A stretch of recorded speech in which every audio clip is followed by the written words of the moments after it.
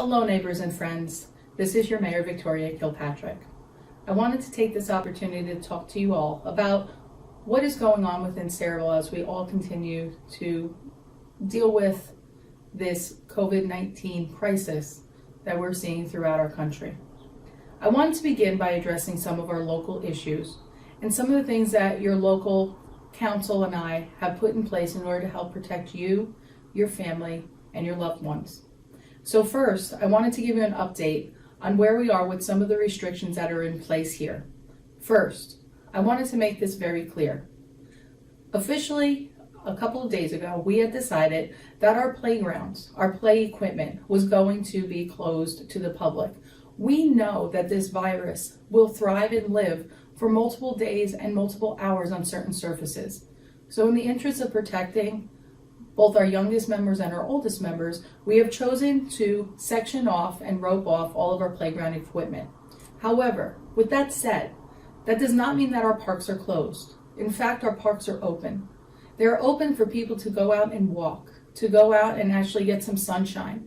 We know that we need to stay inside. We know that this is an important step in trying to combat and to try and adhere to our measures of social distancing. But at times you do need to get outside. If you do go outside to our parks, one of the things that we are asking though is that you still maintain social distancing. But one of the things that we do need to address is that we should not be seeing large gatherings of people, and that includes our teenagers. I believe that our senior community and older members of our community understand how important it is in order to practice social distancing measures. But our teenagers and our kids are having a hard time understanding that. So I'm asking everybody out there to please communicate that to their children. One of the other things we did in order to try and create some community safety was through the police chief. We have asked that our police auxiliary start to monitor and patrol those areas in order to make sure that everyone is adhering to these social distancing measures. And that will begin today. In addition to that, our skate park has also been closed. Signs have been posted through our DPW, and they are clear and very explicit, letting you know that you should not be on any of that equipment, including the skate park. Once again, I'm going to reaffirm that all borough buildings have been and will remain closed until further notice. With that being said, there is still the opportunity, if you have a pressing or emergent issue that you need to talk to somebody about, you can call into our borough office line, which is 732-390-7020. In the event that you have something that you feel is important, there will be somebody here in order to answer those questions. But in order to protect our residents as well as our employees here, the borough buildings are all closed. We will also, though, still continue our essential services. So I want to make it very clear. Our sanitation and recycling pickup is not going to stop at this point. Your regular garbage pickup will occur on the dates that it is normally scheduled for. However, special pickups, like our bulk pickups and our heavy trash pickups, are all canceled at this point. Hopefully we will get back to another normal state again very soon, and we will reinstate all of those at that time. In addition, our library has been closed and will also remain closed until the other mandates have been lifted by our governor. You know that early on we have closed our senior center, and our senior center does remain closed. But again, if there's an emergent or important issue that you feel you need addressed, you can always contact our senior center offices. There will be staff there in order to answer your questions.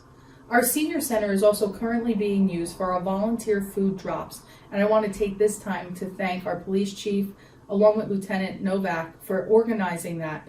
They're reaching out to our most at-need residents, our seniors and those people that may be self-quarantining, to make sure that they have the supplies and the food that they need. It's moments like that as your mayor, I'm so proud of our community, because we have seen such an outpouring of support and help, not just through the drop that the police department has put together, but also through the work that the Board of Education has done as well. It is truly remarkable, and it is truly uplifting when I see our community come together the way that they have. With that in mind, I would also like to say that we need to make a better effort at supporting our local businesses right now. Our restaurants, our local pizzerias, to let them know that we're still here. The governor has not closed down all food places. Instead, what he's done is he has given them the opportunity to continue to operate under curbside and delivery services. Take the time, if you don't feel like cooking, to help them out. Make a phone call. Your patronage is so important in normal circumstances, but even now, in order to help them maintain the types of things that they have to pay for and make sure that their staff is paid for and that they're able to reach some of their other bills. Currently, right now, I was just recently on the phone teleconference this morning, listening to both Senator Cory Booker and Senator Menendez go over what types of supports they're offering through the bills that are currently being reviewed, many of which are going to address our local businesses and unemployment. The fiscal impact of COVID-19 is equally as dangerous and devastating as what the physical issues have been for people that have contracted this. So we are going to have to all walk through this together and try to come up with ways that we can better serve all of us here, both physically and financially. The next issue that I would like to address is some of the conversations and comments that have come up recently about our ShopRite grocery store.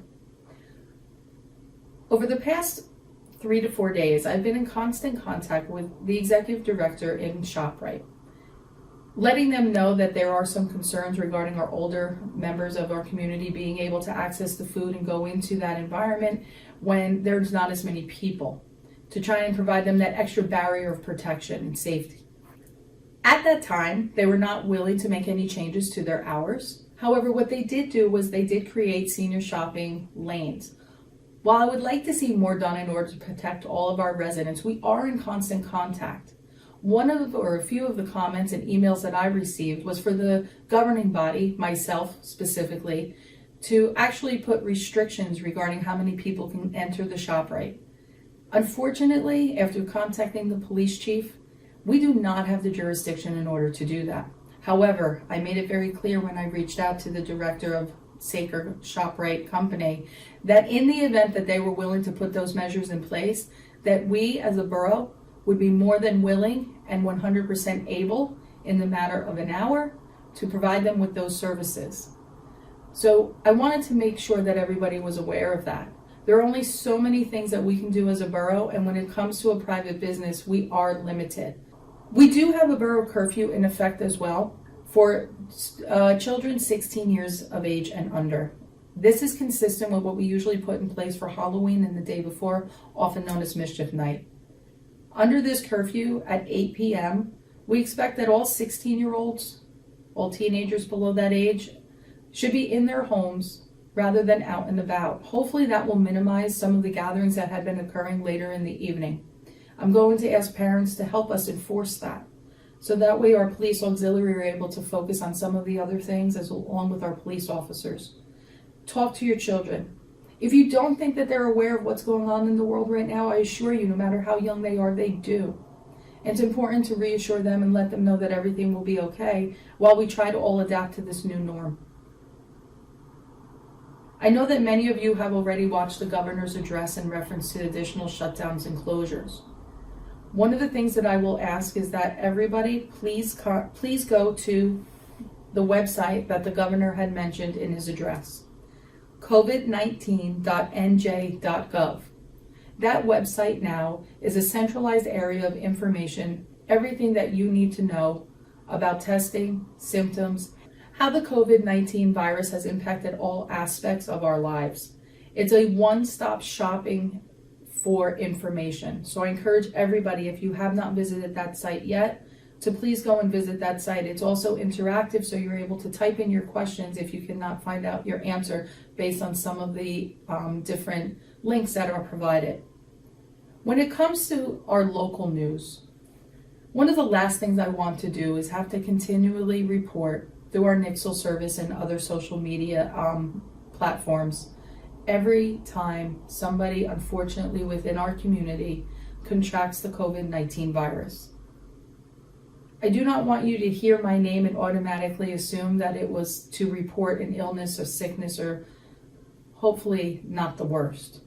So what we've decided to do instead is that anytime we have a confirmed case, those numbers will be compiled and will be updated between the hours of 2:30 and 3 o'clock every day.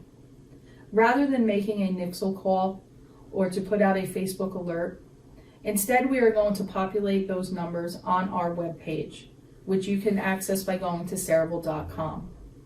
Unfortunately today, I will report that we currently have 7 confirmed COVID-19 cases here in Cerevel, which is one additional from my last report last night. I know that many of you want to have more information regarding the number of positive cases and who and where these individuals may be. Please let me make this clear to you. As we get these numbers in, sometimes the information is a little difficult to come by. Investigations are done by our Department of Health officials.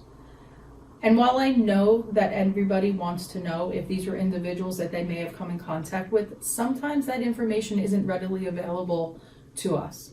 What we do get is a confirmed positive case. Our local OEM is then given an address so that they can prepare so that our first responders go into those homes being as protected as they can be. I know many people want to know whether these individuals have been hospitalized or if they are self-quarantined, and sometimes that information is not readily available, and it changes. This is a fluid situation. Sometimes a COVID-19 positive case could have started in a hospital and then be released and brought home. Other times they may be self-quarantining and then they may have to go into the hospital. So to put out information that may not be accurate or may change within a moment would not be responsible. In addition, I know that many individuals want to know whether or not or where these individuals were. That is the job of the county officials that conduct these interviews, and they have assured me that in the event that there is a potential for somebody to have been in contact, those individuals are then contacted through that county OEM office. Again, neighbors and friends, I'm asking you to be patient. I'm asking you to please work at trying to adjust to these new norms. Social distancing is not something that we're used to. We're creatures innately that want to show our love and to hug and to shake hands. But right now, the best thing that we can actually do is to give that wave from afar. We are all in this together, and as I had stated earlier, I believe that we will absolutely get through this and once again return back to the type of living that we're used to. I've ended most of my statements by saying stay healthy and stay well.